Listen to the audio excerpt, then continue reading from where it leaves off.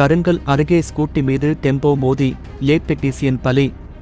கன்னியாகுமரி மாவட்டம் கருங்கல் அருகே உள்ள வெள்ளியாவளை தேரிவளையைச் சேர்ந்தவர் மேற்சந்துரை. இவருடைய மனைவி ஷெர்லின் பாப்பா வயது 40. இவர்களுக்கு ஒரு மகளும் ஒரு மகனும் உள்ளனர். ஷெர்லின் பாப்பா தேங்காய்பட்டணம் அரசு ஆரம்ப சுகாதார நிலையத்தில் லேப் டெக்னீசியனாக பணியாற்றி வந்தார். நேற்று முன்தினம் ஷெர்லின் பாப்பாவுக்கு தக்கலை அரசு மருத்துவமனையில் மாற்றுப்பணி வழங்கப்பட்டுள்ளது. பணி முடிந்து கருங்கல் வழியாக இருசக்கர வாகனத்தில் வீட்டுக்கு புறப்பட்டார். அப்போது கருமாவளை சந்திப்பில் இவர்களது வீட்டருகே உள்ள பிரேமலதா என்ற ஆசிரியை பஸ்ஸுக்கு காத்து நின்றார். அவரை இருசக்கர வாகனத்தில் ஏற்றிக்கொண்டு வெள்ளியாவளை அருகே செல்லும்போது எதிரே அதிவேகமாக வந்த டெம்போ கண்ணிமைக்கும் நேரத்தில் ஷெர்லின் பாப்பாவின் ஸ்கூட்டி மீது மோதியது.